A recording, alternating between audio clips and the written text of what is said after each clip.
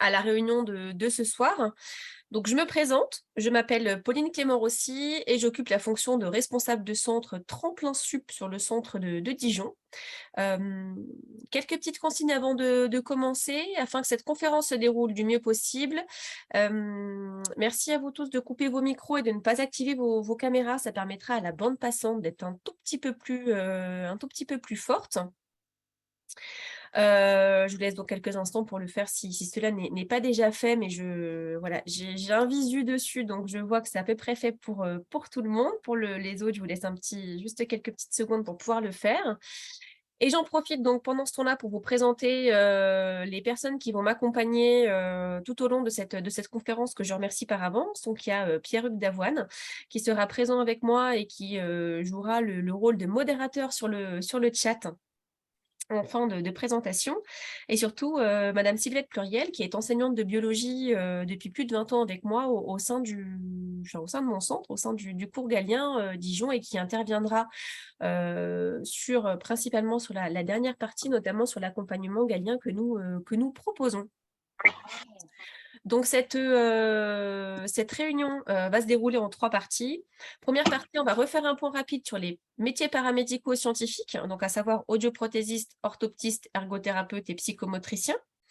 Nous ferons ensuite un point rapide sur les modalités d'accès à ces écoles, ainsi que sur Parcoursup, puisque voilà, Parcoursup, nous sommes en plein dedans. Et enfin, sur la dernière partie, eh bien, celle-ci portera principalement, bien évidemment, sur l'accompagnement que nous proposons et que nous vous proposons pour maximiser vos chances d'intégration en école, mais également pour vous accompagner vers la réussite. À la fin de chaque partie, vous aurez l'occasion de pouvoir poser des questions, donc on reviendra dessus à chaque fois. C'est parti, je vais lancer le petit PowerPoint qui vous permettra de pouvoir suivre cette réunion du mieux possible. Hop, alors, je me mets là juste le temps que je puisse partager mon écran.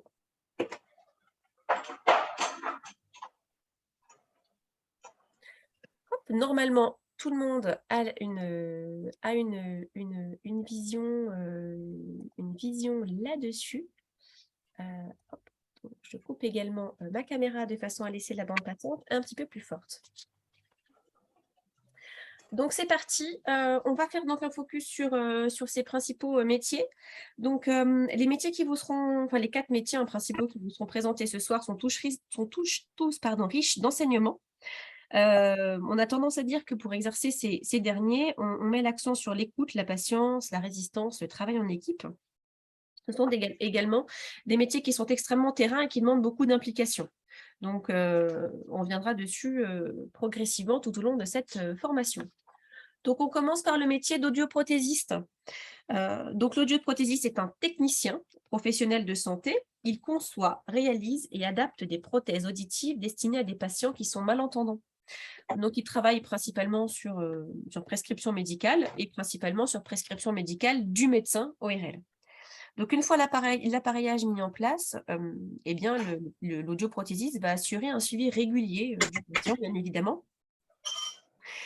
Il peut même mettre en place ce qu'on appelle de la rééducation auditive, tout simplement. Et il a également un rôle de prévention des nuisances sonores.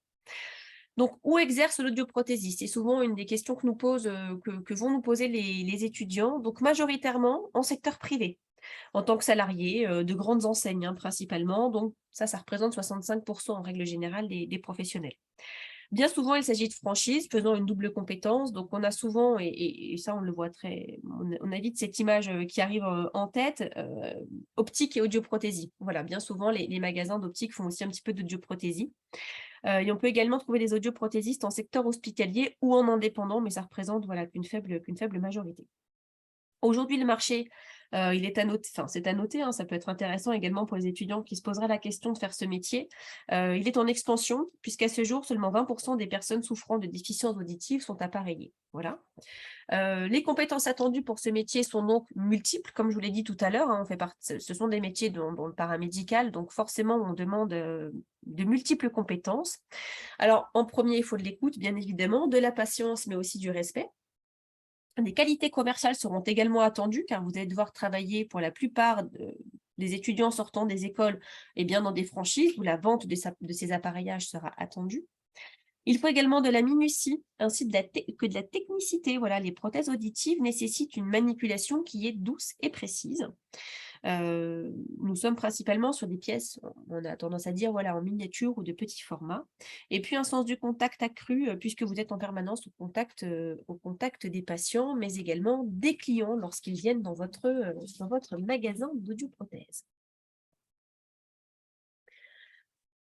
On passe désormais au métier d'orthoptiste. Donc un orthoptiste, dans sa définition la plus simple, c'est un expert de l'œil. Il est également appelé le kiné de l'œil. Voilà, il collabore avec l'ophtalmologue qui l'accompagne soit sur de la rééducation, visuelle, soit sur des examens de vue, notamment, dans des cabinets. Donc pour ceux qui porteraient des lunettes parmi vous, en règle générale, vous passez par un orthoptiste avant de rencontrer, l'ophtalmologue. Et il assure également un suivi régulier, du patient. Alors où exercent, ces orthoptistes, ces professionnels? Eh bien, ils exercent le plus souvent en libéral et ça, c'est pour 80 d'entre eux. Heu, pour les 20 restants, ce sont des salariés qui exercent donc, comme je l'ai dit juste avant, dans des cabinets d'ophtalmologie où ils accompagnent l'ophtalmologue. Et on peut également trouver des orthoptistes en secteur hospitalier ou en centre de rééducation. Concernant les compétences qui sont attendues pour ce métier, eh bien là aussi, elles sont multiples. Il faut de l'écoute, de la patience, du respect, toujours ces 3 compétences de base. Il faut le sens du contact, là également on le retrouve. De la technicité bien sûr, car l'œil est une partie du corps qui est extrêmement complexe et puis de la créativité, notamment dans le cadre de la rééducation.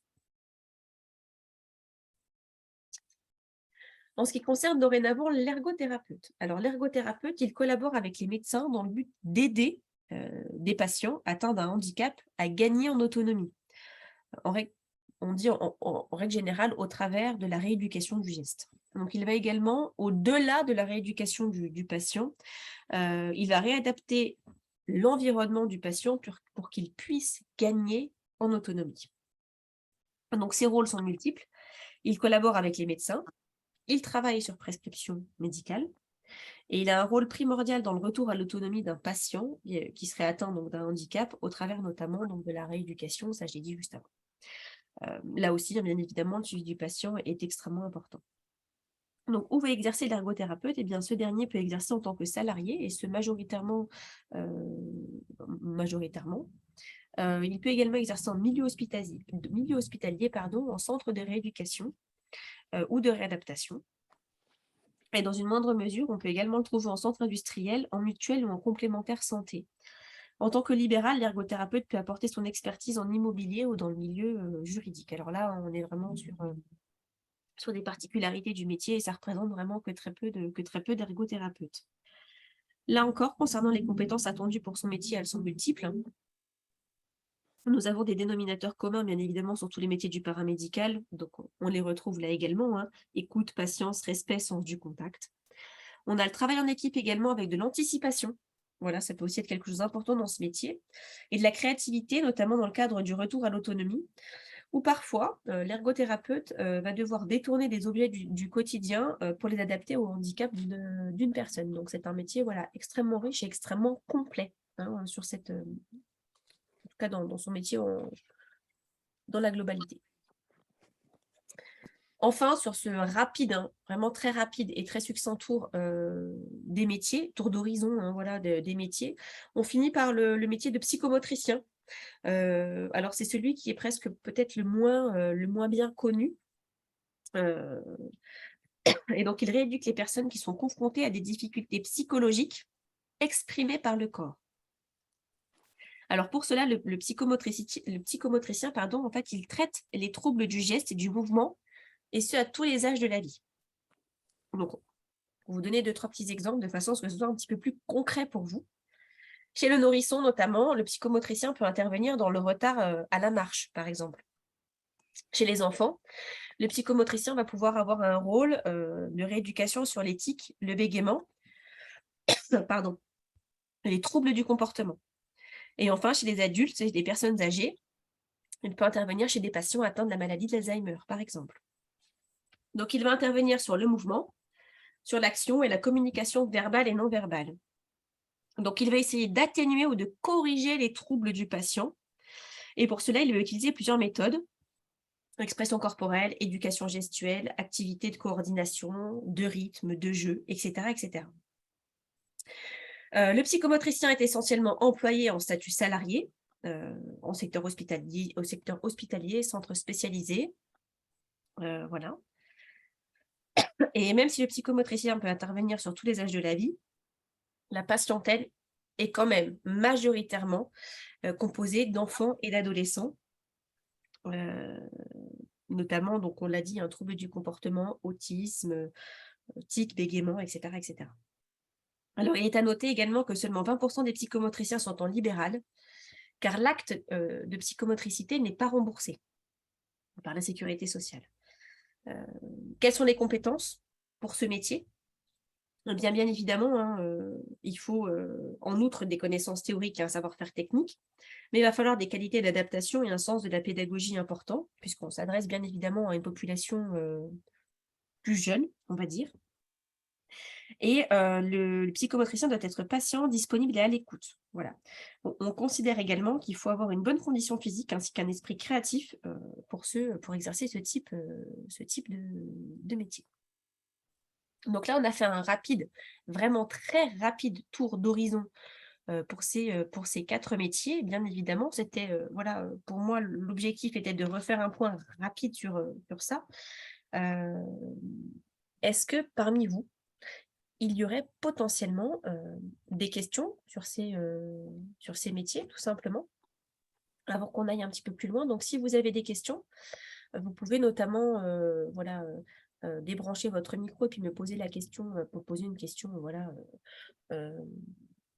en temps réel, en fait, hein, j'ai presque envie de dire.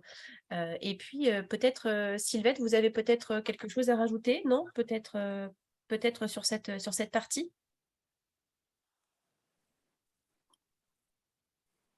Non, j'ai trouvé que la présentation était assez claire. C'est vrai que les psychomotriciens jouent vraiment un rôle important par rapport donc, à tous les troubles que peuvent souffrir les enfants. Les ergothérapeutes vont également intervenir dans tout ce qui est aménagement des appartements, par exemple, ou des maisons des personnes présentant des handicaps moteurs, ou dans l'aide à la rééducation, donc chez des gens qui auraient eu des AVC, etc.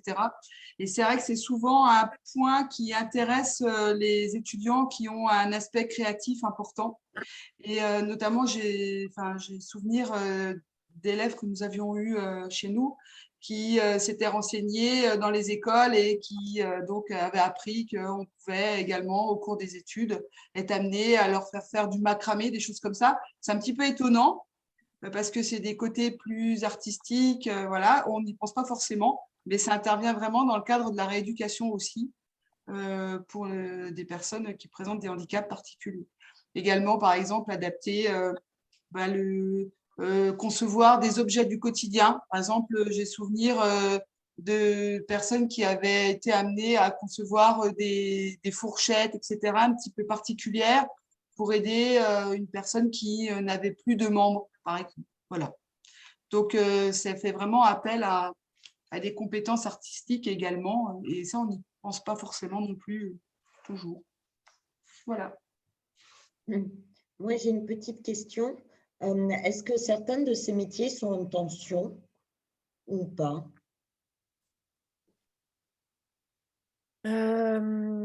C'est presque un peu plus difficile à dire. Alors forcément, aujourd'hui, il est à noter qu'on se tourne de plus en plus vers ces métiers. C'est-à-dire véritablement, autant avant, on avait peut-être un petit peu plus de réticence à rencontrer un ergothérapeute ou un psychomotricien, je prends ces 2 exemples-là, autant aujourd'hui, on sait qu'il y a, voilà, certaine aisance à aller voir ces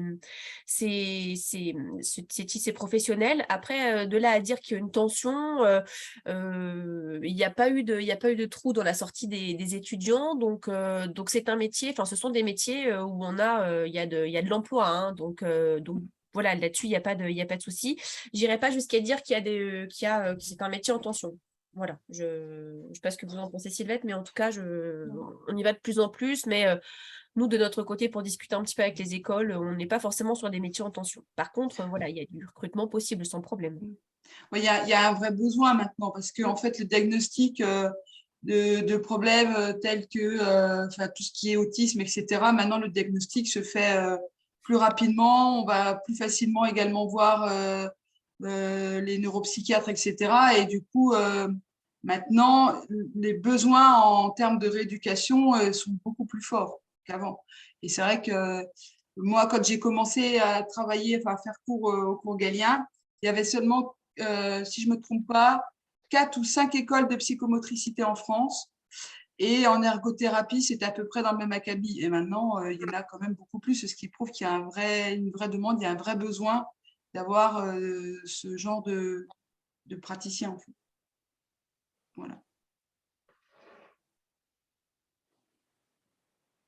Est-ce qu'il y a d'autres questions? Est-ce que je peux poursuivre la réunion? Bon, ça m'a l'air tout bon. Eh bien, hop, on poursuit. Je repartage mon écran pour avoir la suite de notre présentation. Hop, eh bien, c'est parti. Je vais faire un rapide également focus sur les modalités d'accès et puis un petit peu faire un point sur Parcoursup. Ça permettra de rebalayer à nouveau un petit peu la façon dont on intègre ces écoles d'audioprothésie, d'orthopsie, de psychomotricité et d'ergothérapie. Comme ça, on aura fait un tour véritablement d'ensemble de tout ce qu'il est, voilà, de tous ces métiers, de de l'accessibilité à ces métiers. Donc, commençons par faire un point sur les réformes qui ont impacté les modalités d'admission sur ces dernières années. Alors, vous avez devant vous une petite frise chronologique. Donc, jusqu'en 2019, nous étions sur une sélection via concours pour 100% des écoles paramédicales scientifiques en France. Les étudiants, ils passaient en réalité un concours écrit qui se composait notamment d'épreuves écrites de matières scientifiques, donc à savoir biologie, physique, chimie et mathématiques. Et puis, pour les métiers d'audioprothésiste et d'orthoptiste, à ces écrits se rajoutaient des épreuves orales. En 2019, ça aurait été une année de transition puisque deux possibilités s'offraient aux étudiants, soit une sélection sur dossier, soit le maintien de certains concours.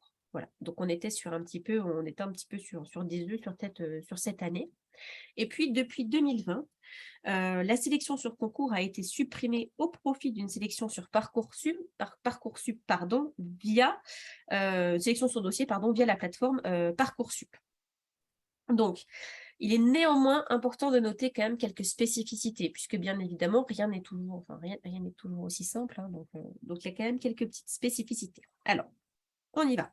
Pour les orthoptistes, il y aura un maintien des oraux, et ce pour toutes les écoles. Donc, ça signifie que les étudiants qui souhaitent rentrer en école d'orthopsie devront faire première étape dossier sur Parcoursup, et s'ils sont admissibles, passer des oraux pour ensuite être admis dans les écoles. Pour les audioprothésistes, il y a une seule école qui maintient des oraux, et bien c'est l'école de Toulouse, voilà, qui a décidé de maintenir malgré tout des oraux. Pour les ergothérapeutes, cette fois-ci, on est sur du simple, pas de spécificité, toutes les écoles sont passées sur un format de sélection, sur dossier uniquement via Parcoursup. Donc là-dessus, c'est tout simple. Et pour les psychomotriciens, donc il y a 3 écoles qui ont fait le choix de maintenir un concours qui est identique à celui qui était fait avant 2019. Il s'agit donc des 3 écoles du groupement de l'ISRP. Donc ces 3 écoles sont Paris, Vichy et Marseille. Et il est à noter quand même que ces 3 écoles représentent 42% des places disponibles sur toute la France. Donc, même si on n'a pas forcément envie de passer un concours, ou même si le fait de rentrer dans un groupement privé tel que l'ISRP, c'est pas forcément notre choix premier, ou d'aller dans une ville telle que Paris, Marseille ou Vichy, il faut quand même, lorsqu'on souhaite être psychomotricien, se rendre compte voilà, de l'importance que va avoir le passage d'un concours tel que celui de l'ISRP. Donc, malgré un mode de sélection qui s'avère un peu différent, comme on vient de voir bien évidemment, bon, nous, on vous alerte quand même sur la sélectivité de ces filières. car le nombre de places en fait disponibles au sein des instituts de formation, lui, n'a pas évolué en fait. Mis à part l'ouverture de 1 ou 2 écoles sur ces 3 dernières années, le nombre de places dans les écoles historiquement présentes sur le marché est identique en fait à avant. Donc, on est quand même sur une sélectivité qui est toujours extrêmement importante. Donc voilà.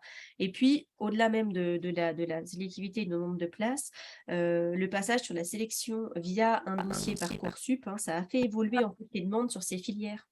Donc la sélection sur dossier n'est plus aussi simple, enfin n'est pas simple en fait, tout court, puisqu'en fait, il y a vraiment une recrudescence du nombre de demandes d'entrée dans ces écoles en fait. Vraiment, le passage sur dossier, l'abandon du concours a vraiment entraîné une multiplicité et bien tout simplement de demandes. Donc la sélectivité est d'autant plus importante puisque seuls les bons dossiers seront traités en priorité.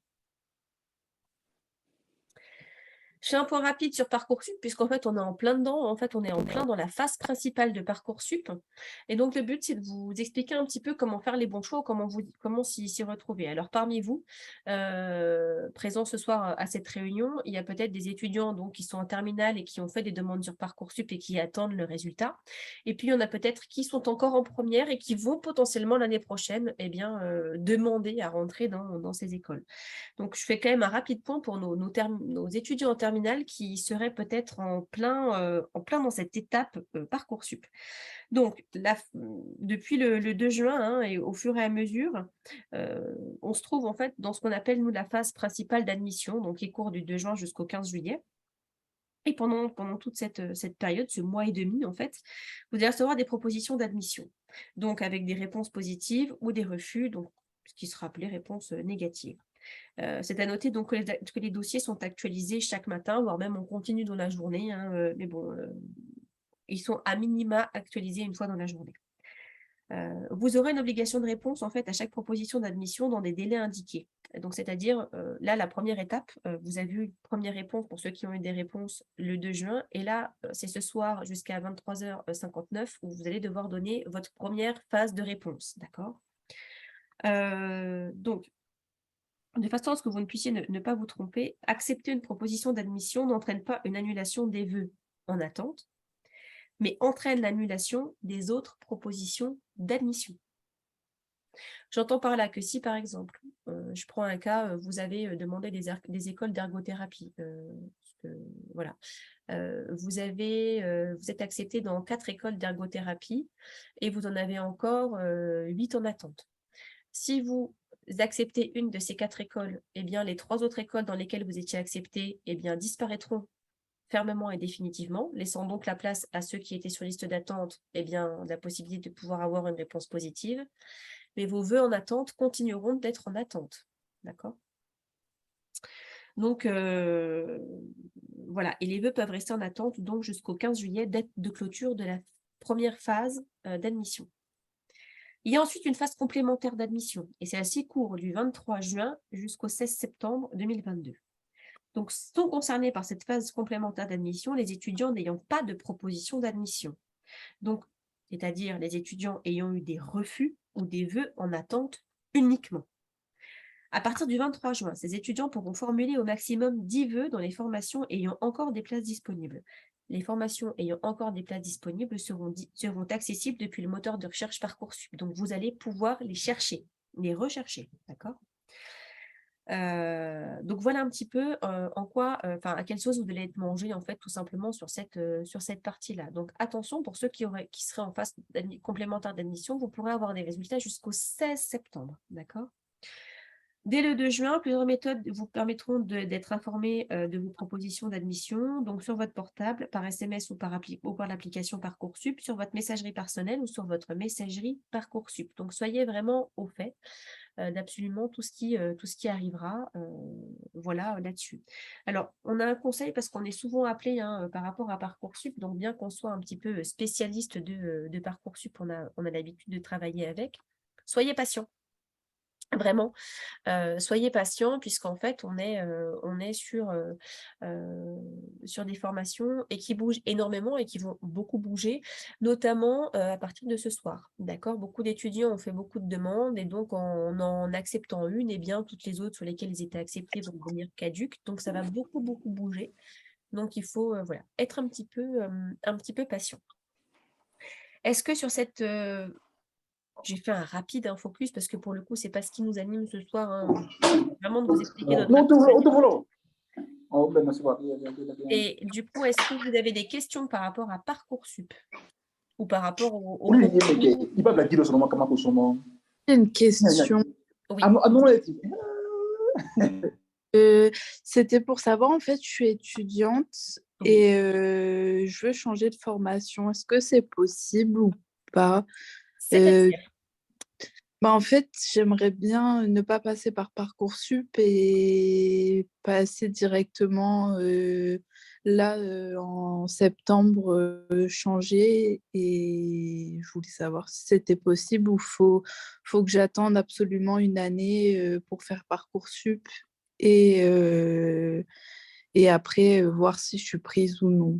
Alors, à ce jour, j'ai presque envie de dire que Parcoursup, c'est vraiment la seule voie d'intégration pour rentrer dans une filière, hormis quelques filières très spécifiques, notamment tout ce qui est auxiliaire de puère et aide-soignant, qui sont des formations auxquelles vous pouvez accéder directement en se présentant auprès des écoles. D'ailleurs, il est encore un petit peu, je crois que c'est jusqu'au 16 juin, je crois, l'inscription possible auprès de ces écoles. Tout le reste, notamment si vous voulez, ça dépend si vous souhaitez, où est-ce que vous souhaitez rentrer, mais si vous ciblez un BTS, une faculté ou toute autre structure, une école paramédicale, par exemple, il vous faudra attendre 1 an ou potentiellement se renseigner auprès des écoles si des voies complémentaires et passerelles existent. Mais à ma connaissance, seul aujourd'hui Parcoursup fait foi pour une intégration dans une structure de l'enseignement supérieur. Mis à part donc les petites exceptions que vous ai citées. Il y en a peut-être d'autres. C'est à ma connaissance les 2 seuls que je connais, auxiliaire de puériculture, aide-soignant. Donc tout va dépendre de la filière. Là-dessus, bien évidemment, ça va dépendre de la filière que vous souhaitez faire, mais je vous conseille plutôt de vous orienter auprès de l'école ou de la structure que vous souhaiteriez intégrer hors Parcoursup. Voilà. D'accord, merci. C'était pour psychomotricienne. Alors, psychomote, uniquement que par Parcoursup. Ok, merci. Voilà. Là, il vous faudra attendre 1 an malheureusement. Ouais. Ok, merci beaucoup. Je vous en prie. Sylvette, pareil, vous avez peut-être un petit mot supplémentaire. Je ne sais pas si j'ai fait le tour de tout. Oh, non, voilà, je pense que c'était clair. Donc, Ouais. J'ai une petite question sur Parcoursup. Oui. Lorsqu'on a un vœu qui est accepté, Oui. mais pas forcément celui qu'on souhaite, Oui. et qu'on est obligé de valider en Oui. gardant les vœux en attente, est-ce qu'on peut quand même repostuler sur d'autres formations sur la deuxième phase? Je ne suis pas certaine. Là-dessus, il faudrait, normalement, la phase complémentaire n'est faite que pour les étudiants qui n'ont pas eu, ont vu que des vœux refusés et ont eu des vœux uniquement en attente. Mais pour des étudiants qui auraient eu une première phase d'acceptation, donc qui auraient été acceptés dans des vœux, alors je ne vais pas m'avancer, hein, mais normalement, si je ne me trompe pas et si j'ai bien, saisi tout l'enjeu de Parcoursup, l'objectif n'est pas d'avoir une deuxième chance pour ceux ayant eu une acceptation, mais seulement une deuxième chance pour ceux n'ayant rien eu. Voilà. Là-dessus, il faut renseignez-vous auprès de Parcoursup, voir si c'est possible, mais je ne suis vraiment pas certaine que vous ayez la possibilité de pouvoir faire une demande si vous avez une acceptation positive. Ouais, malheureusement. il y a quelqu'un qui a mis une question, Pauline, dans la discussion. Je ne sais pas si c'est la jeune fille de tout à l'heure. Concernant les vœux de psychomotricité sur Parcoursup, tous ont été refusés. Que pensez-vous que je peux faire pendant 1 an? Eh bien, on va y venir. Vous pouvez venir à Galien. Merci Sylvette, je t'avais pas vu. On va y revenir juste après. Effectivement, c'est aussi le but de la présentation, c'est de vous expliquer un petit peu en quoi, en passant par chez nous, vous allez pouvoir maximiser vos chances d'intégration, soit dans un cas comme le vôtre, soit directement en sortant, en sortant du bac, en n'ayant rien potentiellement demandé. Voilà, plusieurs cas de figure peuvent se présenter à vous et on peut être votre pleine solution. Voilà. Alors, je vois qu'il y a quelqu'un qui a levé la main potentiellement pour une question. Oui, bah, en fait, c'était moi, mais vous avez répondu parce que la Bon, super. question, c'était la même. D'accord, très bien. Eh bien, écoutez, si je n'ai plus de questions sur Parcoursup, alors après, n'hésitez pas. Si vous avez une question par rapport à Parcoursup ou quelque chose de très spécifique, là-dessus, malheureusement, lors de cette présentation, je ne pourrai pas répondre personnellement à chaque type de question sur Parcoursup, puisque vous avez tous et toutes des parcours qui sont particuliers et propres à vous. Soit vous pouvez contacter, là-dessus je vous donnerai toutes les informations nécessaires après, auprès du cours Galien le plus proche de chez vous qui pourra potentiellement y répondre du mieux possible et vous accompagner du mieux possible. Alors j'ai une dernière question. J'ai eu un vœu accepté en fac de psycho. Est-ce que je vais pouvoir m'inscrire dans une prépa Galien? Alors oui, vous pouvez vous inscrire dans une prépa Galien, bien évidemment, puisque du coup, votre vœu à la fac, vous pouvez le refuser. Il n'y a pas d'obligation à accepter. Même si vous avez été accepté, vous pouvez le refuser. Après, si la question c'est est-ce que je peux faire les deux en même temps, ça se complique puisque pour le coup, vous allez vite voir qu'une année à Galien, c'est riche, rythmé, et ça ne vous permettra peut-être pas d'assister notamment aux ED obligatoires que vous demande la faculté de psycho notamment. Donc voilà, mais là-dessus, on va y revenir juste après. Je prends peut-être une dernière question. Il me semble que j'ai iPhone de Inès qui a levé la main. Non? Bon, eh bien écoutez, j'avance. Et puis, hop, je repartage l'écran. Et puis, on va pouvoir donc rentrer dans le vif du sujet, à savoir notre accompagnement. Sylvette, je vous laisse la main pour le coup, si vous voulez peut-être intervenir rapidement sur globalement ce qu'on fait. Et puis après, je rentrerai peut-être dans le détail. Alors, du coup, je présente un petit peu le déroulé des cours. Bon, comme vous voulez, c'est comme vous voulez. Alors, j'ai quand même, hop, vous, en tant qu'enseignante, comment vous vivez l'année? Qu'est-ce que vous mettez en place? Et puis après, voilà, j'apporterai un peu plus peut-être de points sur l'apport notionnel, ou vous pouvez vous appuyer de ce que vous avez devant les yeux. Peut-être plus simple pour vous. D'accord. Alors, en fait, pour ma part, après, d'un enseignant à l'autre, évidemment, la façon de travailler est un petit peu différente, mais d'une manière générale. Alors déjà, il faut savoir qu'on a un programme à suivre. On ne fait pas tous ce qu'on veut chacun dans les centres. Donc, les choses sont quand même relativement cadrées. Mais c'est vrai que néanmoins, on a tous notre façon de travailler. Voilà. Alors moi, personnellement, je fais donc des cours magistraux parce que je considère que chaque étudiant a un parcours un petit peu différent. Tout le monde n'a pas, par exemple, suivi des spécialités SVT en terminale et en première. Donc, il va bien falloir que chacun puisse ensuite justifier d'un niveau correct pour intégrer des écoles où, mine de rien, on a des cours de biologie qui ont une part importante. D'accord ? Quelqu'un qui va être psychomotricien ou ergothérapeute va, par exemple, avoir des cours en neurophysiologie qui vont être importants. Il y a une partie anatomie également qui est importante. Quelqu'un qui va suivre orthopsie va avoir besoin de connaître parfaitement l'anatomie de l'œil, savoir comment le système nerveux va permettre la genèse des images, etc. Donc, on a une partie biologique qui est très importante. Sachant que chacun, dans un groupe, on peut avoir des élèves qui, par exemple, ont un bac où ils auraient suivi une spécialité plus en économie. Il faut donc se mettre au niveau de tous.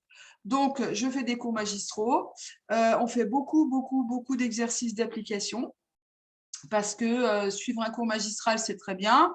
La seule chose qui permet de comprendre, de voir si on a compris le contenu du cours, c'est de passer à des applications. Alors, ça peut être des QCM et ça peut être des exercices de réflexion, type bac, ou des choses comme ça. Voilà. On va également, donc à partir de l'année prochaine, on met en place une nouvelle option pour ces sections-là, où on va démarrer un petit peu les cours d'anatomie et de physiologie qu'ils pourraient suivre. Alors, la base de notre formation, en fait, c'est le programme de première terminale. Voilà. Et avec ces nouveaux cours qui vont se mettre en place l'année prochaine, on va permettre aux élèves de toucher un petit peu plus du doigt ce qu'on va leur faire ensuite comme cours directement dans les écoles. Donc, par exemple, je citais le cas des orthoptistes, eh bien, l'œil n'est plus au programme au lycée, mais là, en fait, dans cette partie, enfin, ces cours supplémentaires, on va rajouter tout ce qui est anatomie de l'œil, par exemple. Voilà. Donc, le but, c'est vraiment de leur donner une culture en biologie qui leur permette d'intégrer les écoles, qui leur permette d'avoir un niveau équivalent à quelqu'un qui sortirait de terminale, mais à un niveau, enfin, quand je dis équivalent, à quelqu'un qui sortirait de terminale avec un très bon niveau, des très bonnes notes en spécialité. Voilà. On va également, enfin, j'essaye également pour ma part de leur donner une culture scientifique parce que je pense que c'est important. Donc, on fait souvent des références eh bien, à des grands thèmes qui sont, on va dire, dans l'air du temps, les cultures cellulaires, les choses comme ça, parce que je pense que pour être enfin voilà, la culture scientifique, c'est toujours important pour quelqu'un qui travaille dans le domaine paramédical. Qu'est-ce que je pourrais vous dire d'autre? Donc, toutes les semaines, on va avoir des épreuves. Donc, on leur donne ce qu'on appelle des concours blancs, où en fait, je les fais travailler sur les cours qui ont été vus jusque-là, donc sous forme de soit de QCM, soit d'exercices que je vais noter. Et du coup, ça va donner lieu à une notation qu'ils vont ensuite avoir sur l'ensemble de l'année et qui rentreront dans le cadre de Parcoursup. Donc ça, Pauline vous expliquera après comment ça fonctionne. Qu'est-ce que je peux vous dire d'autre qui pourrait vous intéresser sur notre méthode de travail? On a vraiment un suivi qui est, comment dire, on les suit vraiment de façon proche. C'est des petits groupes, donc on connaît très bien nos étudiants. Je ne vous dirais pas que c'est comme en famille, parce que pas quand même, mais moi, je sais que mes élèves, je les vois tous les jours. Dès qu'il y a un problème, quel que soit le problème, que ce soit un problème de compréhension de cours, un problème d'organisation, ils peuvent venir nous voir. Alors, en général, d'ailleurs, ils ne se gênent pas. Ils ont pas... c'est pas... Ça reste un suivi un peu comme au lycée, avec l'appel qui est fait à chaque cours, etc. Mais c'est différent du lycée dans le sens où on est... il n'y a pas forcément cette barrière prof-élève qui peuvent empêcher les élèves de poser des questions ou de venir voir l'enseignant parce qu'ils n'osent pas, en fait. Donc, on a un autre relationnel de ce point de vue-là. Voilà, je ne sais pas, Pauline, j'ai oublié des choses. C'est très bien. J'ai presque envie, là, j'ai envie de m'inscrire, Sylvette. Quand même pas.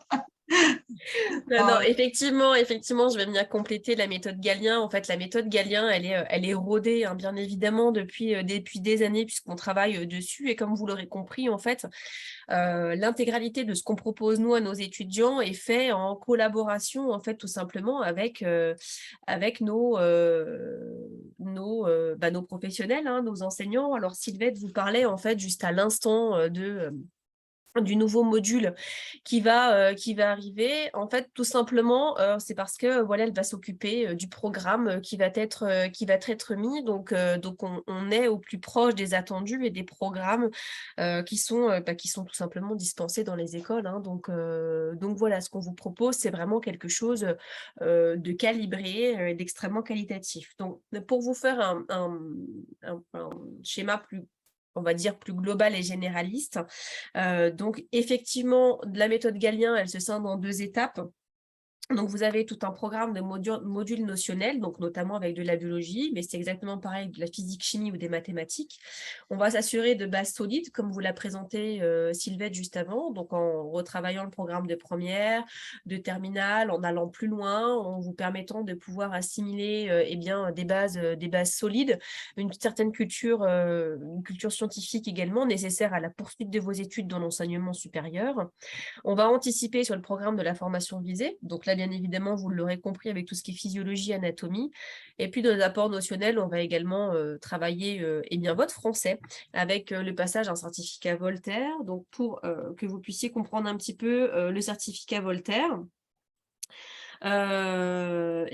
aujourd'hui, dans toutes les professions qui vous ont été présentées ce soir, vous allez être amené à rédiger des rapports, en fait, tout simplement. Et c'est important d'avoir une bonne syntaxe et de ne pas faire trop de fautes. Alors, ce certificat, pour rapidement vous expliquer ce que c'est, il est reconnu tant au niveau universitaire que professionnel.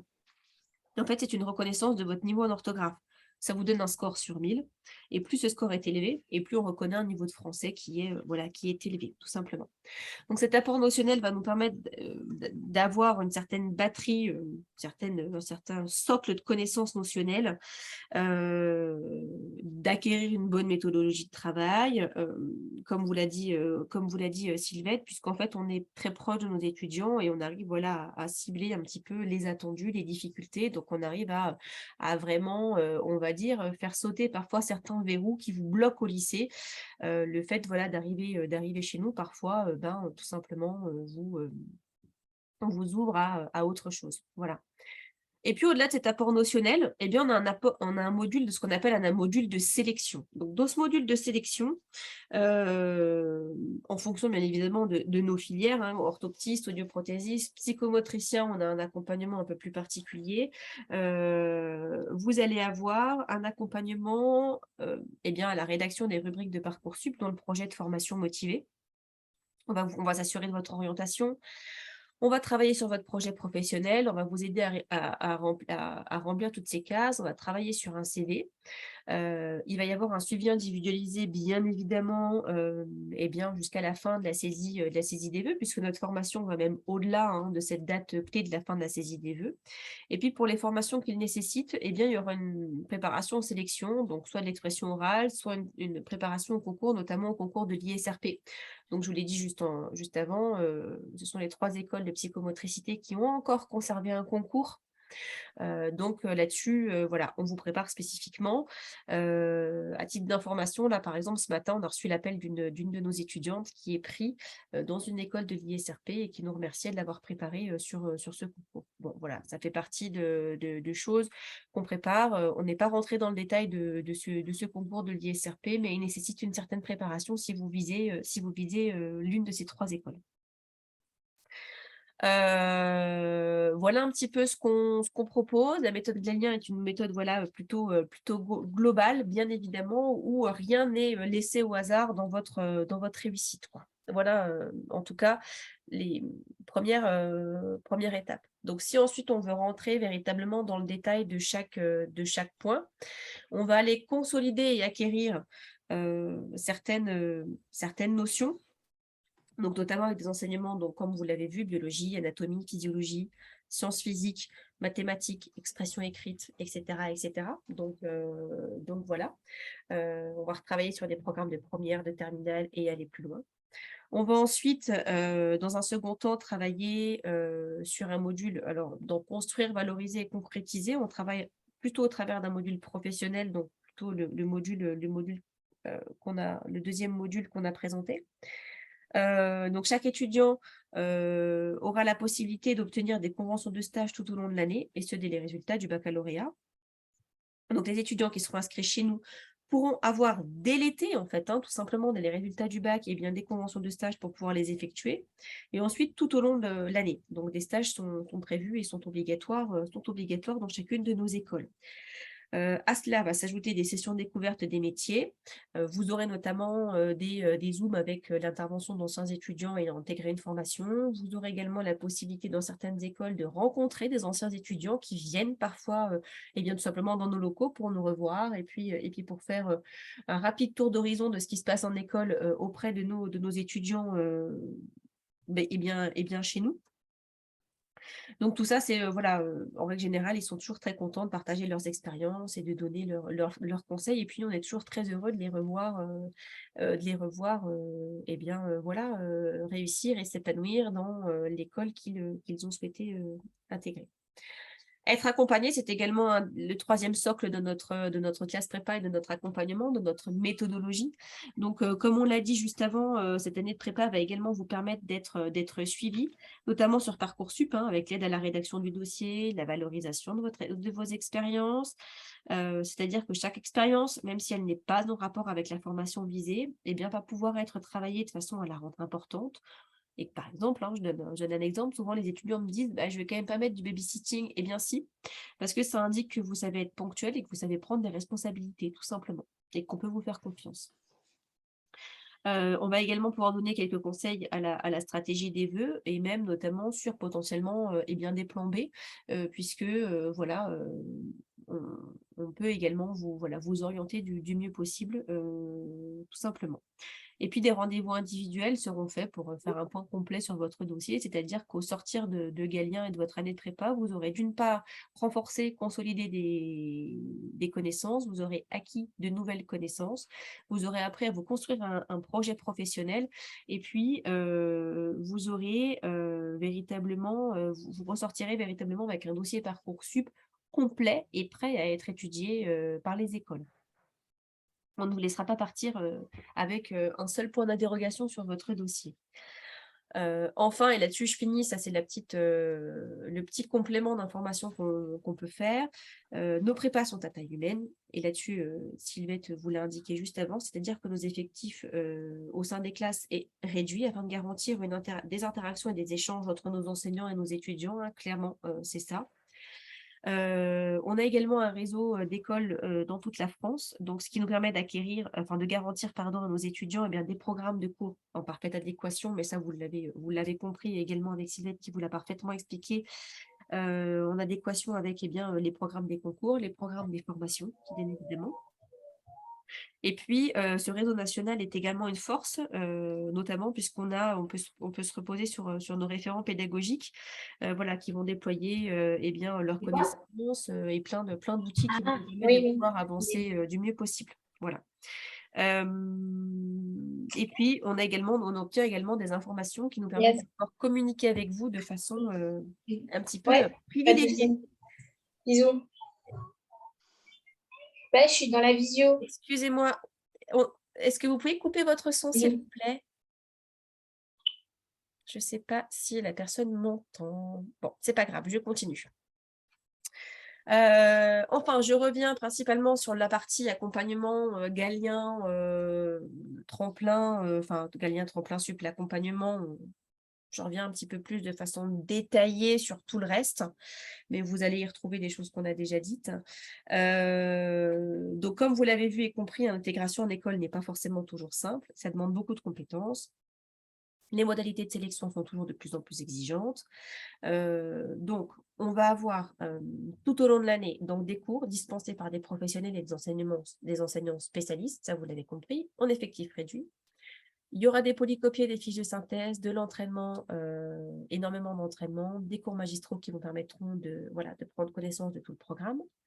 Vous aurez également toute une partie d'e-learning, c'est-à-dire une bibliothèque en numérique, vous pourrez travailler un petit peu d'où vous souhaitez. Et puis, il y a des évaluations. Sylvette vous a fait un petit teasing juste avant et je vais vous en dire un petit peu plus.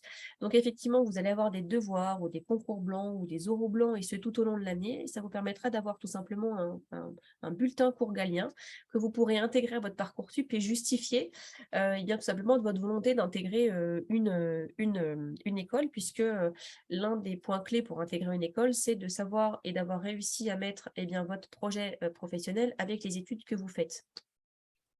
Donc, du coup, en passant par nous, vous avez clairement montré à l'école que vous aviez envie de rentrer dans une école d'ergothérapie si vous prenez la formation d'ergothérapeute au sein des cours Galien. Et pour ce faire et pour prouver de votre motivation, nous, on va vous évaluer toutes les semaines. Et donc, vous pourrez insérer ça dans votre dossier Parcoursup. Ce sera bien évidemment lu par les écoles. Vous aurez des notes, vous y aurez des appréciations. voilà, les enseignants y apposeront toutes leurs recommandations et toutes les appréciations nécessaires à la bonne évaluation de votre dossier. Par rapport à l'encadrement, donc là aussi, vous avez vu quelques petits prémices. Donc, il y a un suivi des absences. Voilà, et Sylvette vous l'a dit, on fait l'appel à chacun des cours. L'objectif, bien évidemment, eh bien, c'est de savoir pourquoi nos étudiants sont là et ne sont pas là, puisque du coup, vous êtes dans un centre de formation. On aime bien évidemment, pouvoir vous suivre de la meilleure façon possible. Et donc, on met un point d'honneur également à identifier les étudiants qui seraient en décrochage. Hein, bien évidemment, c'est important pour nous qu'il n'y ait personne qui décroche tout au long de l'année. Vous avez des conseils de classe, des rendez-vous délégués, ça permet de suivre l'évolution de chaque classe, d'être à l'écoute également des étudiants, hein, tout simplement. Vous avez des salles de travail qui sont disponibles 7 jours sur 7. On a la tendance à dire 24 heures sur 24, mais bon, on ne va pas dire 24 heures sur 24. Voilà, on va dire de 7 heures jusqu'à 23 heures, hein, en règle générale. Ça nous permet, nous, de pouvoir offrir une certaine de bonnes conditions de travail et puis certain havre de travail, on va dire, hein, à nos étudiants qui pourront à tout moment savoir qu'il y a pour eux un endroit calme et sécurisé leur permettant de pouvoir travailler. Voilà, tout simplement. Enfin, hein, la dernière partie, c'est également anticipé. Donc là-dessus, je ne reviendrai pas dessus. Convention de stage disponible dès les résultats du bac. Et puis, depuis quelques années déjà, on vous donne dès fin juillet un cahier d'été avec quelques prérequis, quelques bases à travailler, quelques entraînements vous permettant de pouvoir récupérer un certain niveau de base, ou tout de moins de retravailler certains petits acquis nécessaires. Alors, c'est pas fait pour rien, puisqu'en fait, le premier concours blanc de l'année, il tombe là-dessus. Il tombe sur ce qui aurait été vu durant le cahier d'été. Donc, attention, il ne faut pas prendre voilà, ce cahier d'été comme étant une sanction, mais plutôt comme étant une première étape dans le travail qu'on met en place avec vous, puisque du coup, l'accompagnement galien, en règle générale, commence très tôt. On vous prend sous notre tutelle, pour le coup, eh bien, dès fin juillet. Voilà, tout simplement. Avant d'aller peut-être sur, sur peut-être les taux de réussite, etc. Est-ce qu'il y a quelques questions? Sylvette, est-ce que vous voulez peut-être intervenir sur quelque chose? Je regarde s'il y a des questions. Parce que... Oui, il y a plein de questions, Pauline. Ouais. Alors, y a-t-il des cours par correspondance ou moyen d'aménager son emploi du temps? Alors, on n'a pas de cours par correspondance à Galien, toutes nos formations sont en présentiel. Voilà. Pour le coup, tout du moins pour ces formations, paramédicales scientifiques, d'accord? Donc, audioprothésiste, ergothérapeute. On fait, nous, d'autres formations en distanciel, notamment orthophoniste, que vous pourrez retrouver en distanciel. Mais en ce qui concerne celle présentée ce soir, non. Moyen d'aménager son emploi du temps, eh bien, en fonction des centres, certains emplois du temps vont être différents. Nous, par exemple, sur Dijon, on essaye de vous libérer une journée par semaine quand c'est possible, quand l'emploi du temps est possible, notamment pour vous permettre de faire du bénévolat, par exemple. À noter que quand vous avez 2 matières scientifiques dans la semaine à travailler, notamment pour les ergothérapeutes, où vous avez de la biologie et de la physique-chimie, vous avez entre 25 et entre une bonne 25, 26 heures de cours par semaine. Ça représente quand même quelque chose d'assez lourd et d'assez conséquent. Donc, il est parfois difficile d'aménager un emploi du temps avec ce type d'emploi du temps qui est le nôtre.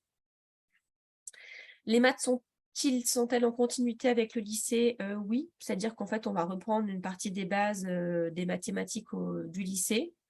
Alors, si vous voulez aller plus loin, on va plus loin, oui et non. Là-dessus, c'est principalement l'enseignement d'enseignants de maths qui va y aller, mais on est principalement sur la même façon de travailler que ce que Sylvette Pluriel vous a indiqué. Reprise de base de première et de terminale, et on va essayer d'aller un petit peu plus loin, bien évidemment, dedans. Mais on va déjà essayer de vous faire en sorte que vous maîtrisiez parfaitement le programme de terminale et de première, bien évidemment. Est-ce que si le projet Voltaire est déjà validé, doit-on le repasser?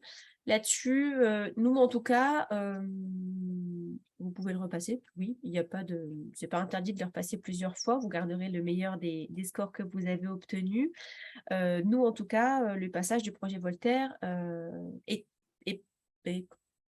pris en charge tout du moins par Galien. Donc oui, il n'y a pas d'obligation de le passer, mais on recommande très, très, très, très, très, très, très fortement à nos étudiants de le passer et de le repasser. Si jamais vous l'avez déjà passé, ça signifie que vous aurez peut-être la possibilité d'avoir un excellent score et donc de l'intégrer dans votre Parcoursup et donc de faire vraiment la différence sur ce projet Voltaire.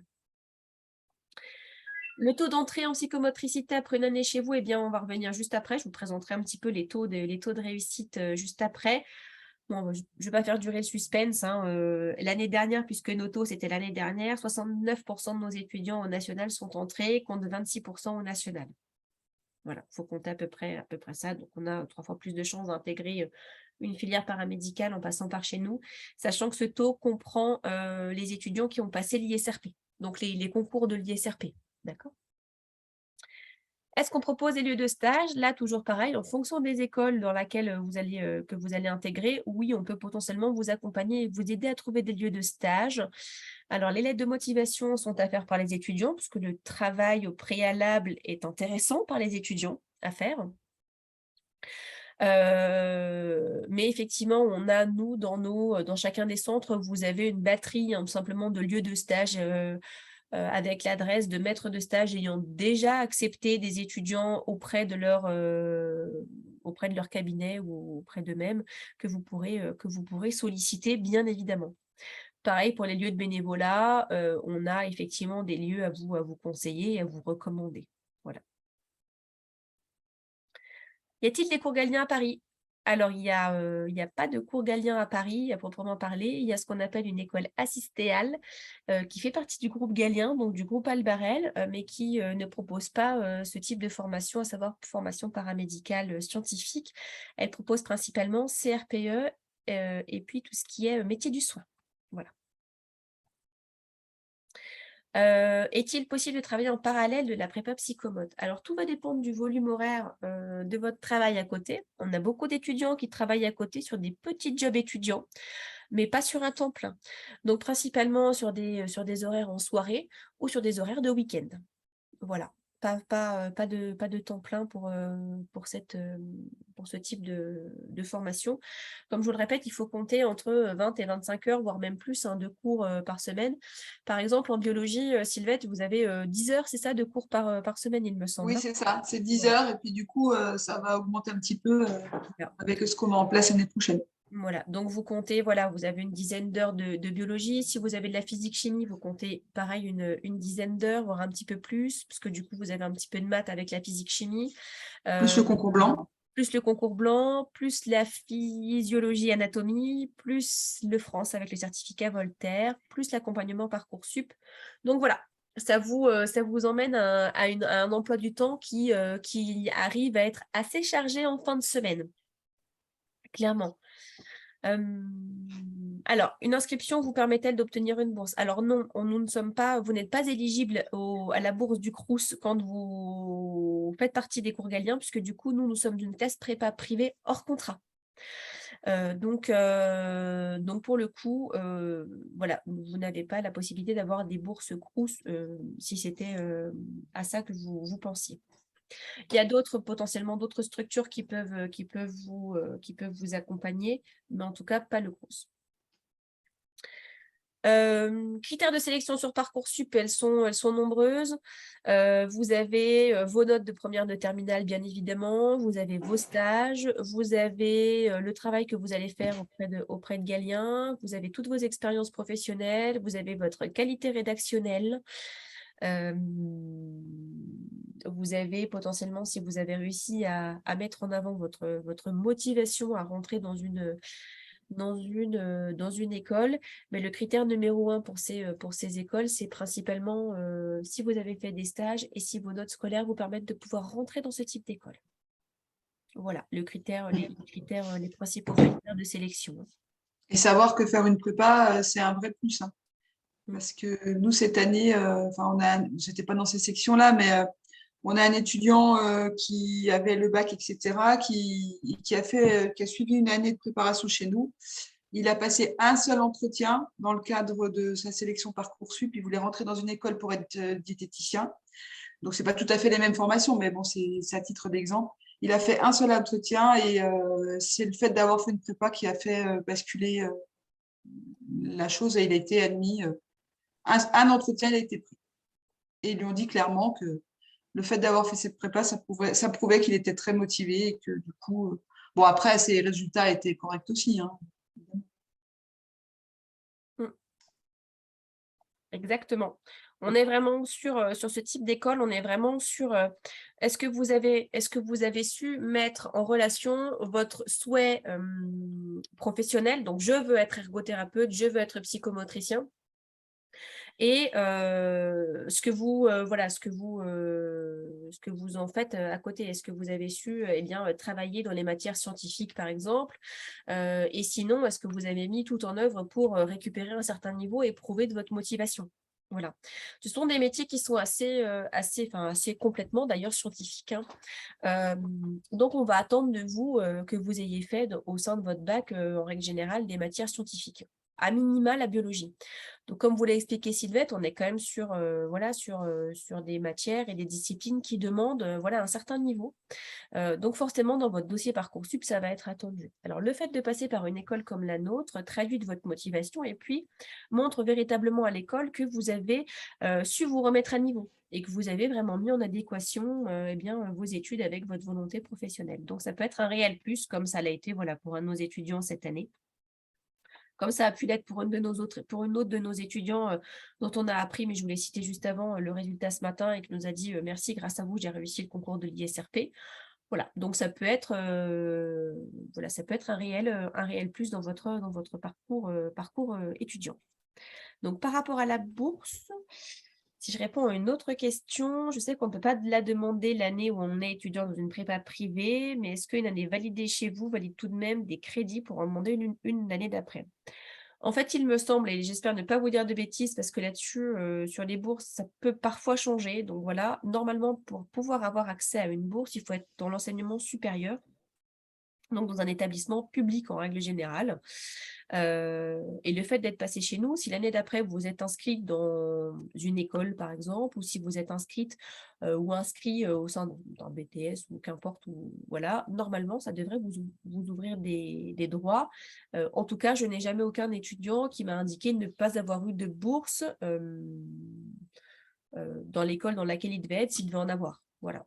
En tout cas, je ne sais pas vous, Sylvette, mais moi, ça m'est jamais Non. renvoyé ce type de profil-là. Donc oui, je pense que vous pourrez parfaitement le faire l'année d'après. Oui. Alors, combien y a-t-il de stages dans l'année? Il y a un stage de 3 semaines à faire. On banalise en fait 3 semaines de votre année pour que vous puissiez faire un stage. Voilà. L'annonce de ces dates de stage vous est en règle générale indiquée courant juillet, de façon à ce que vous puissiez commencer à faire vos recherches de stage assez tôt dans l'année. Voilà. Donc, est-ce que nous avons le statut étudiant? Vous n'avez pas le statut étudiant, notamment pour tout ce qui est mutuel. Il faudra que vous restiez sur vos parents. Voilà, si c'était la principale question. Et vous n'avez pas de statut officiel étudiant non plus pour tout ce qui est demande de bourse. Pour le reste, on vous donne un certificat de scolarité qui vous permettra de pouvoir justifier d'une continuité de scolarité au cours de votre année au sein du cours Galien. Donc, vous pourrez avoir droit à des tarifs étudiants pour les transports, pour la SNCF, pour tout le reste. Et pour les écoles qui vous demanderont si vous êtes en continuité d'études l'année d'après, le certificat de scolarité qu'on vous donne fera foi, bien évidemment. Si l'on a déjà fait une prépa Galien et que nos vœux ont été refusés, peut-on refaire une prépa ou est-il mieux de choisir une autre voie? Là-dessus, ça va dépendre de quel était votre dossier. Est-ce que votre dossier en prépa, les notes étaient satisfaisantes? Est-ce que votre parcours antérieur justifiait telle ou telle note ou tel niveau? Là-dessus, c'est toujours compliqué de vous donner une réponse, tout du moins là, comme ça, sans avoir plus d'informations concernant votre niveau et ce que vous avez actuellement. Pour tout ça, si vous souhaitez qu'on fasse un point particulier sur votre dossier, soit vous vous orientez directement auprès de la prépa auprès de laquelle vous avez fait votre année, soit n'hésitez pas à contacter toute autre prépa présente en France. Je vais revenir rapidement après sur tous les centres qui proposent une formation paramédicale scientifique en France pour les cours galiens. Donc voilà. Est-ce qu'on peut être chez vous au cours d'une année de césure de la fac? Oui, vous pouvez être chez nous au cours d'une année de césure de la fac. Je ne vois pas ce qui pourrait potentiellement bloquer tout ça. Je sors d'une licence de psychologie et j'ai fait un bac L. Je n'ai pas vraiment de base en biologie. Est-ce que je peux quand même m'inscrire à la prépa Galien? Oui, bien évidemment. Là-dessus, Sylvette, je ne sais pas si vous êtes sur Dijon, mais en tout cas, si vous n'êtes pas sur Dijon, les enseignants, mais Sylvette, voilà, pourra expliquer, en règle générale, nos enseignants savent travailler avec Oui. des étudiants qui n'ont pas du tout de base, en fait. Mm. Je me trompe Bah, pas? en plus, en psycho, on fait quand même un petit peu, il me semble, il y a quand même 2, 3 notions qui sont abordées sur tout ce qui est cerveau, etc. Mais sinon, oui, oui, évidemment, on a beaucoup d'étudiants qui n'ont pas forcément un bac S, on va dire l'ancien bac S, ou qui n'ont pas forcément suivi les SP en SVT.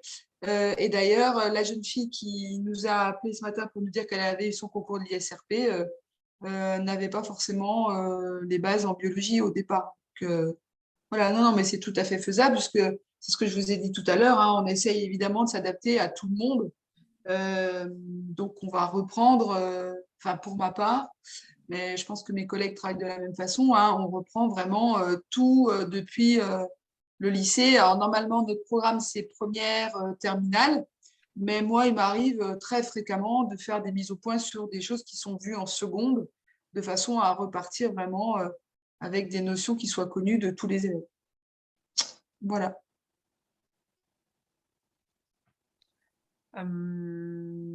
Oui, donc du coup, voilà, n'hésitez pas. En tout cas, c'est complètement faisable.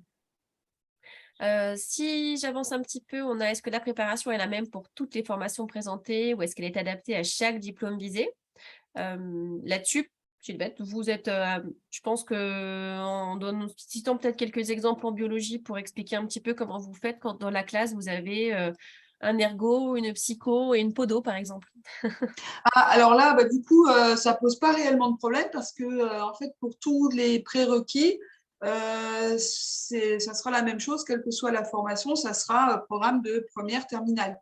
Donc là, en fait, c'est pas, il n'y a pas de blocage par rapport à ça.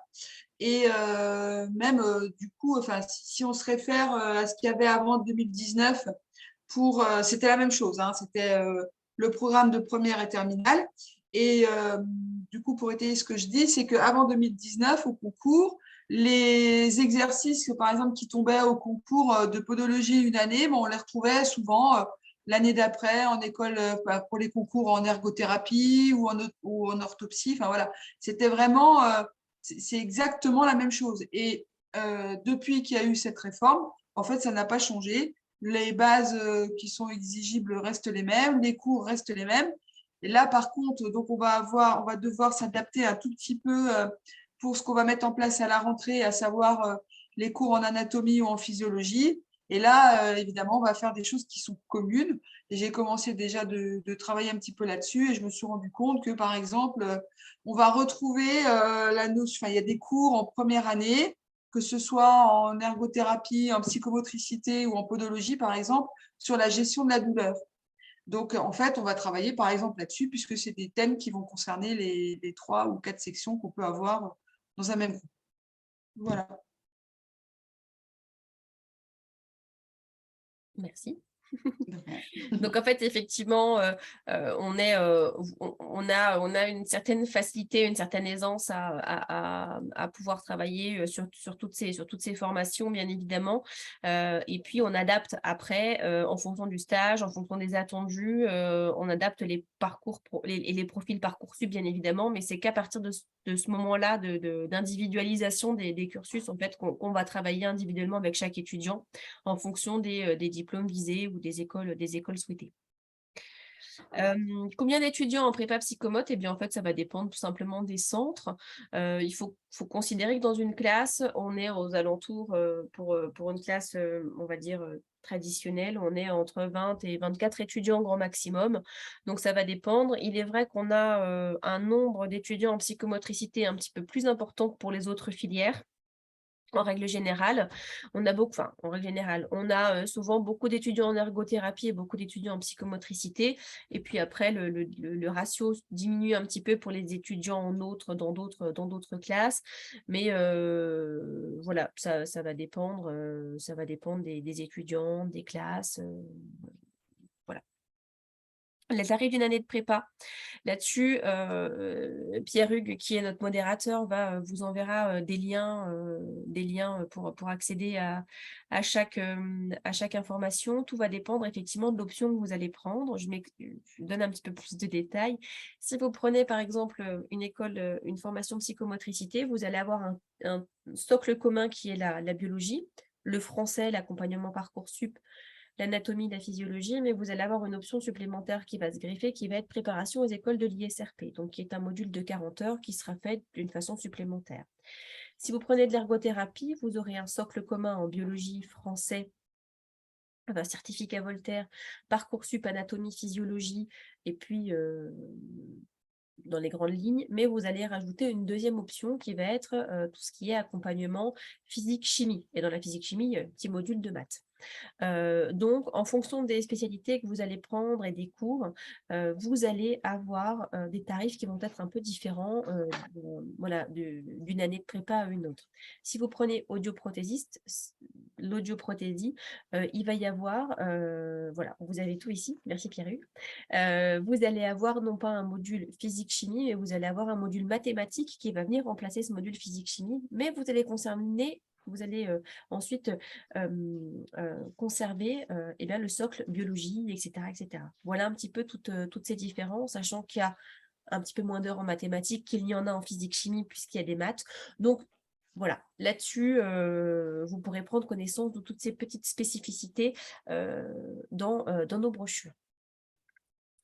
Alors, je continue. Pour les personnes en provenance d'Afrique, comment fait-on pour votre préparation? Alors, la principale difficulté pour nos étudiants en provenance de pays étrangers, c'est principalement d'avoir, premièrement, une reconnaissance du baccalauréat. Donc, il faut que vous fassiez une reconnaissance de votre baccalauréat auprès de votre consulat.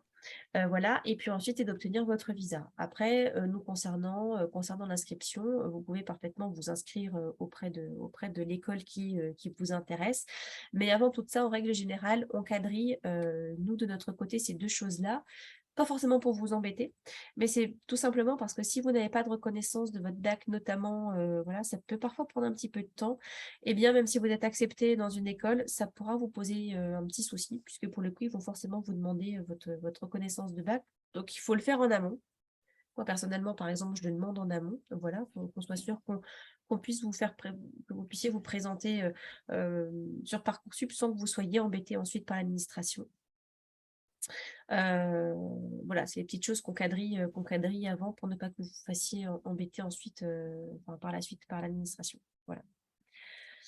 Et puis ensuite, après, pour vous inscrire, il suffira juste de vous rapprocher du centre cours Galien qui, voilà, dans la ville que vous souhaitez intégrer. Et puis, on pourra vous donner toutes les modalités d'accessibilité à notre formation. Les conditions d'accès, les modalités. Donc, pour pouvoir s'inscrire chez nous, vous pouvez télécharger nos brochures. Vous avez le contrat d'inscription. Vous avez avec, en règle générale, un petit document nous permettant de pouvoir prendre connaissance de votre projet professionnel. Ce qu'on aime bien à Galien, c'est rencontrer nos étudiants. Alors là aussi, pas pour vous embêter, pas pour faire du zèle non plus. C'est vraiment pour mieux vous connaître, savoir quel est votre parcours antérieur et comment nous, on peut vous accompagner du mieux possible, tout simplement. Vous guider, vous orienter. Est-ce que vous avez passé Parcoursup? Pourquoi vous n'avez pas été pris? Qu'est-ce que vous devez retravailler? Est-ce que vous avez fait des stages? Oui ou non? Est-ce que vous avez bien compris notre mode de fonctionnement? Est-ce que vous êtes OK avec celui-ci?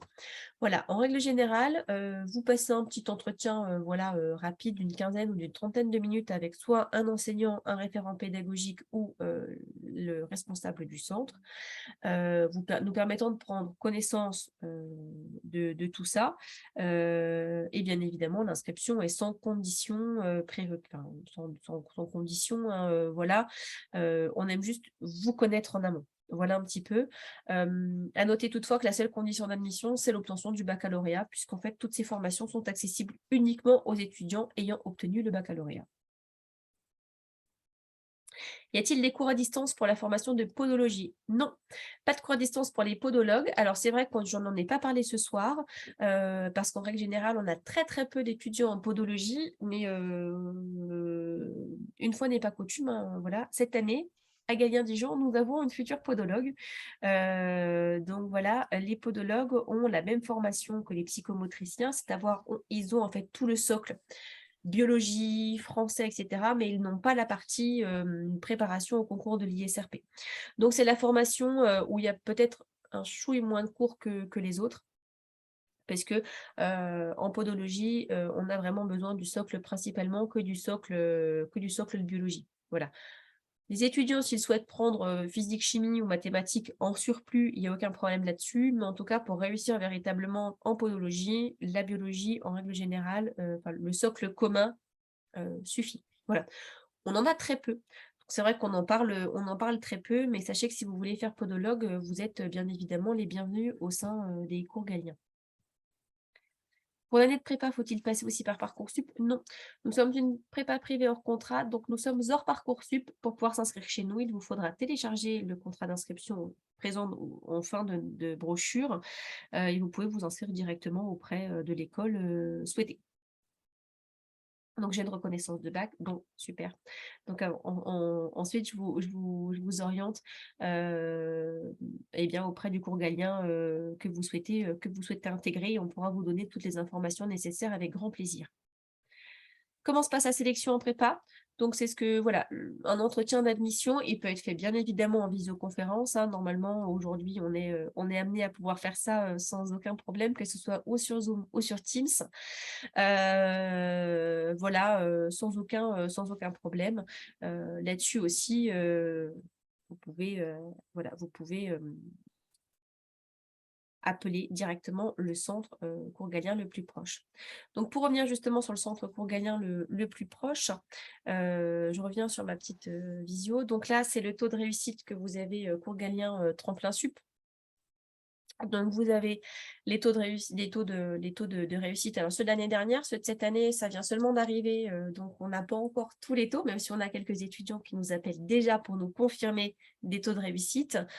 Voilà. Donc là, en fait, en moyenne, hein, vous avez un ratio qu'on fait au national pour vous indiquer le nombre de taux de réussite des étudiants. Donc, en fonction des écoles, eh bien, il y a plus ou moins de taux de réussite. Vous voyez, en podologie, pédicurie, voilà, il y a 70% des étudiants qui, en passant uniquement par Parcoursup, sont pris. Donc, chez nous, on a, en règle générale, 100%, tout du moins l'année dernière, on affichait ce taux. Et puis, il y a des filières pour lesquelles c'est un petit peu plus compliqué. Orthoptie, 18%, psychomotricité, 26%. Et donc, nous, on affiche des taux qui sont en moyenne, entre 2 et 3 fois supérieurs à ceux que vous auriez sont passés par une prépa. Et puis, du coup, là, c'est pour vous indiquer. Donc, vous avez Lille, Rennes, Nantes, Clermont, Dijon, Lyon, Saint-Étienne, Grenoble, Bordeaux, Montpellier et Marseille qui préparent des métiers, enfin, qui préparent au métier du paramédical et scientifique. Donc, si vous souhaitez intégrer l'un de ces centres, n'hésitez pas à vous orienter vers l'un de ces centres. Vous avez tout plein d'informations sur notre site internet. Je précise et j'en profite puisque du coup j'ai un oratoire ce soir pour vous indiquer que certains des centres sont en porte ouverte ce week-end ou même cette semaine, puisque par exemple Dijon est en porte ouverte toute la semaine. Donc vous pouvez venir quand vous souhaitez prendre un rendez-vous avec un de nos enseignants ou un de nos référents pédagogiques pour pouvoir avoir des réponses, bien évidemment, ou vous inscrire. Le centre de Marseille sera en porte ouverte ce mercredi 8 juin. Montpellier, Lyon et Grenoble seront quant à eux ouverts le samedi 11 juin pour vous accueillir. Donc, hormis donc ces centres qui sont cette semaine en porte ouverte, pour certains d'entre eux, c'était samedi dernier, notamment pour Rennes qui était en JPO la semaine, ce samedi 4 juin. N'hésitez pas bien évidemment à prendre rendez-vous auprès de ces centres, hein, bien évidemment, qui vous répondront avec un immense plaisir et qui vous proposeront des rendez-vous individuels, que ce soit en présentiel ou en distanciel, pour répondre à toutes vos interrogations, vos inquiétudes, à certaines particularités dans votre parcours étudiant qui pourraient potentiellement susciter chez vous quelques inquiétudes. Donc, n'hésitez pas voilà, à prendre contact avec mes homologues, voilà, ou les homologues de mon enseignante présente ce soir.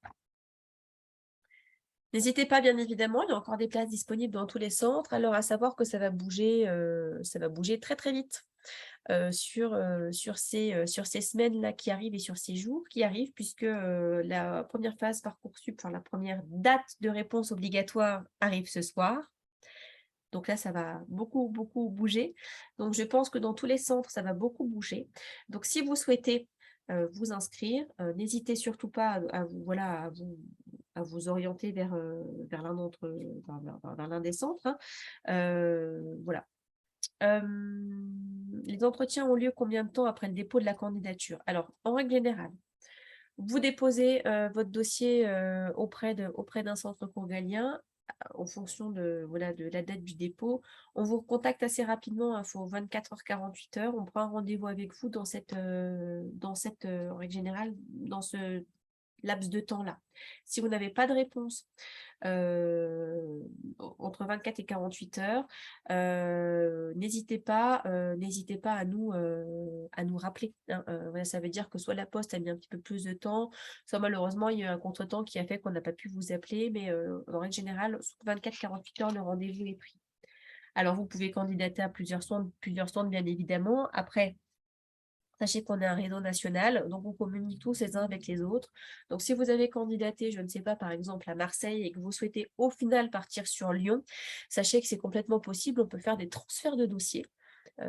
Voilà, on peut faire tout simplement des transferts de dossiers. Donc, on se met en relation centre avec centre pour pouvoir faire basculer votre dossier sans aucun problème.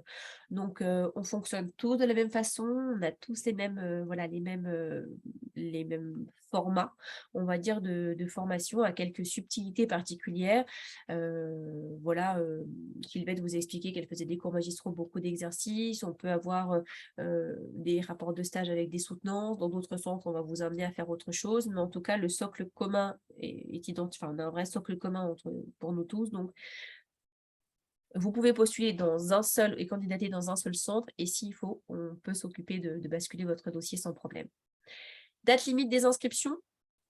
Il n'y a pas vraiment de date, en fait. C'est plutôt le seuil limite de nos classes. En fait, on n'ouvrira pas au-delà d'un certain nombre. Par exemple, sur des jours au-delà de 24, je n'aurai plus de place pour pouvoir vous accueillir. Donc, c'est principalement ça. Après, ça va beaucoup bouger. Donc, en règle générale, on indique aux étudiants qui souhaitent véritablement faire une formation chez nous de prendre contact rapidement et de le faire avant la fin de la première phase, en fait, Parcoursup. Puisque là, véritablement, on va être sur des semaines où ça va beaucoup, beaucoup bouger. Si vous voulez réserver votre place, vous préinscrire, ne tardez quand même pas trop. Voilà. Avant fin juin, c'est bien que vous ayez fait la démarche, puisqu'on a beaucoup, beaucoup de choses qui bougent maintenant. Et puis après, on a les résultats du bac. Donc voilà, si vous souhaitez réserver votre place, faites-le assez rapidement. Combien de personnes peuvent être acceptées en prépa psychomotricien? Alors là-dessus, ça va dépendre des classes. Nous, par exemple, moi, je pourrais avoir 24 psychomotes dans ma classe. Voilà, j'ai 24 places. En règle générale, j'ai une mixité de mes étudiants, donc ça va dépendre. Là-dessus, ça va dépendre des écoles. Je ne vais pas répondre pour Lyon ou Marseille, mais souvent, on a des classes entre 24 personnes, donc elles sont souvent en mixité. Si besoin, on ouvrira une classe spécifique de psychomotriciens, comme c'est le cas à Lyon, mais en règle générale, la moitié de nos promos sont composées de psychomotes, donc il faut compter entre 10 et 15 étudiants par promotion en psychomotricien. Alors, normalement, je suis inscrite, donc vous avez peu de rendez-vous, est-ce normal? Alors oui, ça dépend. Parfois, si vous avez tout donné, ça dépend également des directeurs et des directrices. Ils peuvent le faire d'une façon un petit peu différente. N'hésitez pas à appeler hein, pour, pour avoir plus d'informations. Certains directeurs, directrices enregistrent l'inscription et puis rencontrent les étudiants une fois qu'ils sont dans la prépa. D'autres le font en amont, ça peut être un petit peu différent comme fonctionnement. En règle générale, on rencontre tout le monde. C'est pas une obligation ferme et définitive. On aime bien rencontrer nos étudiants, mais l'organisation peut être différente d'un centre à un autre. Comment se préinscrire? Tout simplement en nous envoyant le dossier d'inscription que vous trouverez en dernière page de notre brochure. Tout est indiqué dessus. On vous demande quelques pièces justificatives à nous renvoyer, un chèque de préinscription d'un montant de 190 € pour se préinscrire, conditionné à un mandat CEPA rempli également, de façon à ce qu'une fois que vous validiez votre inscription, on puisse valider fermement et définitivement l'intégralité de votre inscription. Donc voilà, tout est indiqué en fin de brochure. Et si vous voulez plus d'informations, là aussi c'est pareil, hein, vous nous appelez en direct. Comme ça vous aurez de plus en plus d'informations. Qu'est-ce qui vous différencie des autres prépas? Tout, j'ai envie de dire. Non, pas tout. On va dire là-dessus, je pense que c'est. Alors, je vais pas redonner ça à Sylvette, mais en fait, véritablement, c'est la qualité de l'enseignement en fait qu'on met dans notre préparation. Je pense en fait qu'on a une réelle plus-value pédagogique. C'est-à-dire qu'on connaît parfaitement les attendus. Les enseignants qui enseignent chez nous sont des enseignants présents depuis beaucoup d'années et ils savent exactement ce qui est attendu.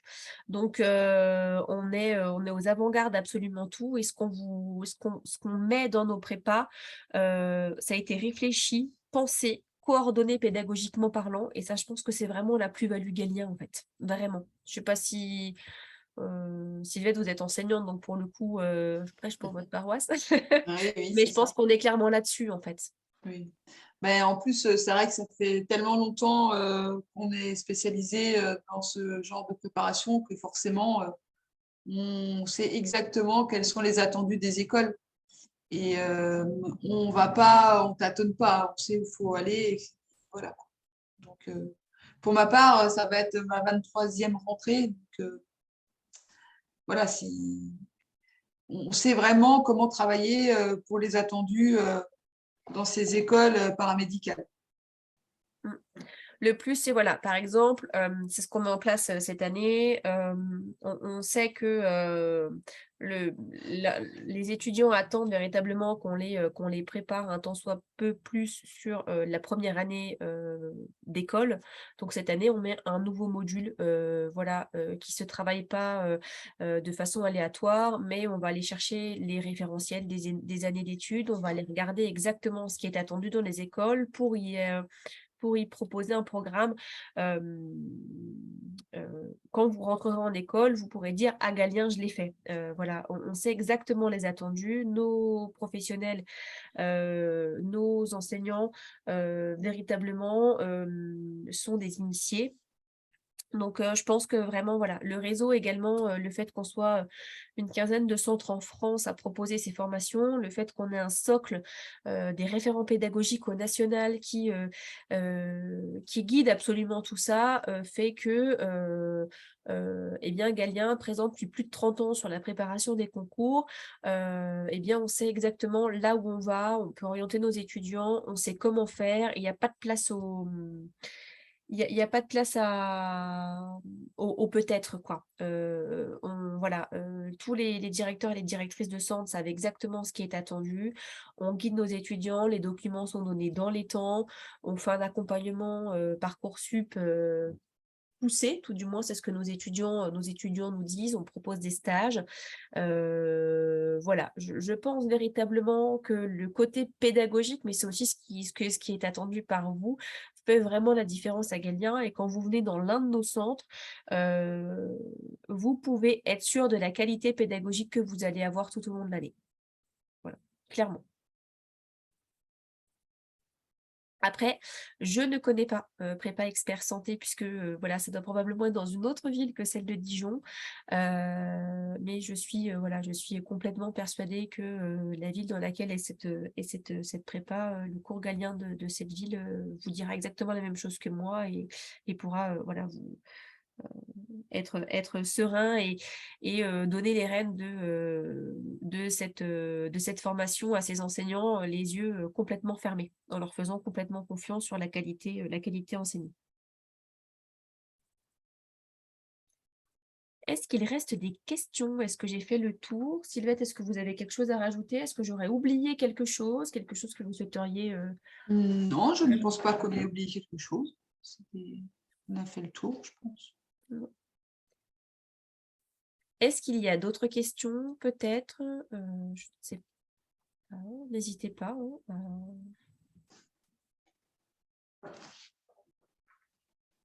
Donc, pour ceux qui auraient Parcoursup et des vœux encore à valider, il nous reste encore quelques heures à le faire. Donc, je répète, pour ceux qui auraient des vœux, si vous dites oui, il y a des vœux, ça complètement annule les vœux pour lesquels vous étiez acceptés. Voilà, mais ça n'annule pas les vœux pour lesquels vous êtes en attente. Donc voilà, n'hésitez pas à valider. Et puis pour ceux qui, je pense que qui auraient des questions, nous sommes à votre entière disposition. Je finis par vous remercier toutes et tous pour votre participation à cette réunion, votre activité sur le chat, en espérant avoir répondu à toutes vos questions du mieux possible. Je crois qu'il y a une question, Pauline, en haut à iPhone 2. J'ai pas vu. Il y a une petite main. Oui, j'ai une Une question. petite main, oui. Eh ben, je vous écoute. Du coup, comme je vous ai expliqué tout à l'heure, j'ai pas pu postuler sur Parcoursup, mais du coup, je peux rentrer en prépa, Bien sûr. en Oui, prépa au dans cours votre... Galien. Oui, exactement. Ok, bah, c'est parfait. Je cherchais une solution, mais voilà, vous Nous l'avez. vous l'apportons C'est ça. Merci beaucoup. avec plaisir. Au revoir. Au revoir. Très belle soirée à tous. Merci à tous pour votre attention. Et puis, peut-être à très bientôt au sein d'un cours Galien. Au revoir à tout le monde. Au revoir. Pauline. Merci Sylvette. Merci De rien. PH. Bonne soirée. Belle soirée à tous.